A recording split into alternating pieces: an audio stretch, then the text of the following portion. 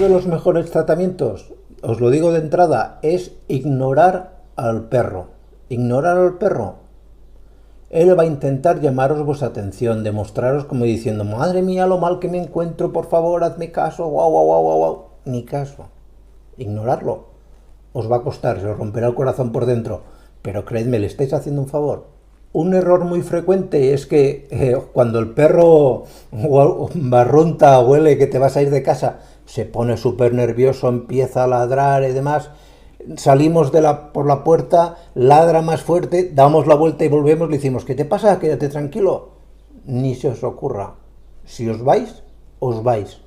Y no volváis. No deis media vuelta justo después de cerrar la puerta. Os recomiendo que aviséis a los vecinos, porque este tratamiento es de varios días, es un tratamiento largo y que los vecinos, si no tenéis una relación muy buena con ellos, van a acabar de vosotros y de vuestro perro hasta aquí. Es muy importante, como en la mayor parte de los problemas psicológicos del perro, que dediquéis mucho más tiempo a jugar con el perro, a que lo canséis, a que hagáis mucho ejercicio.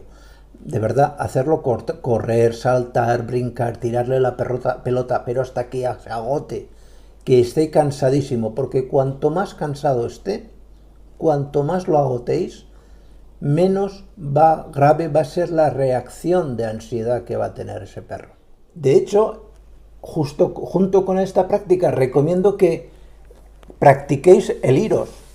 Y dirás, ¿y esto qué tontería me está contando este hombre? Sí, iros 5 o 6 veces de casa. Iros 20 minutos o 10 minutos, me voy, hasta luego, va, y te vas. El perro súper histérico, al cabo de 20 minutos vuelves, o 10 minutos.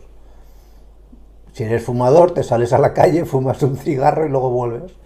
Si no eres fumador, pues haces otra cosa, consultas el teléfono o lo que sea y luego vuelves. De manera que el perro diga, bueno, joder, si total no ha sido mucho, no me voy a poner tan loco. Y luego va a haber una vez que ya no serán ni 10, ni 15, ni 20 minutos. Serán las 4 horas que necesites irte. Pero el perro ya no va a tener tan grave esa reacción, ¿me entendéis? Luego, evidentemente, viene muy bien, pero muy bien, pues que dejéis, antes de iros, pues que dejéis a disposición del perro pues sus juguetes habituales, el clásico comedero, que el dispensador de comida, podéis dejar una lamparita encendida, como los niños pequeños, igual. Pero claro, todo esto está muy bien,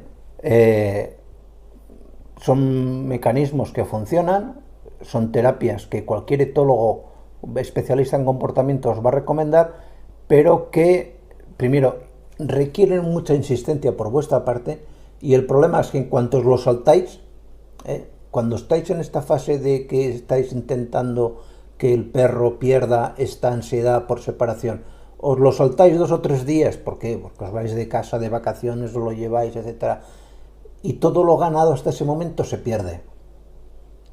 Entonces es cuando venís a clínica y decís, oiga, denme algo, es que no puede ser, porque es que los vecinos me van a echar de casa, es que la persona que me alquila el piso está del perro también hasta las narices, es que, ¿qué puedo hacer para tratar a este perro?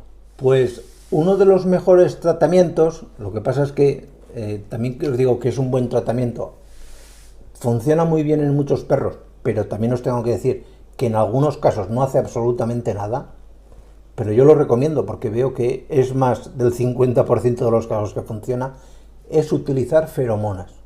Las feromonas son unas sustancias químicas naturales que todos producimos y que el perro detecta, que huele. Entonces hay empresas que sacan productos farmacológicos que los venden en difusores o se venden en spray directamente, que lo que hacen es relajar al perro.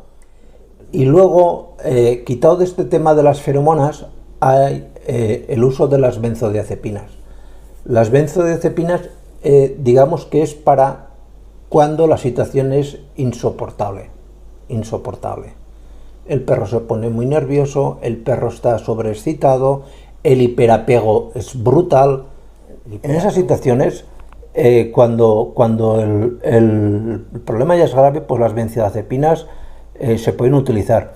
Tienen el hándicap de que producen habituación, es decir, que con el tiempo, cuando se empiezan a dar benzodiazepinas, se sabe cuándo uno empieza, pero no cuándo acaba. ¿Y esto qué quiere decir? Pues que tienes que ir dándolas, poco a poco tienes que ir subiendo un poquitín la dosis, y luego llega un momento en el que dejan de hacer mucho efecto y no puedes dejarlo de dar de golpe, sino que tienes que ir bajando la dosis también poquito a poco, porque si la quitas de golpe se produce lo que se llama síndrome de abstinencia,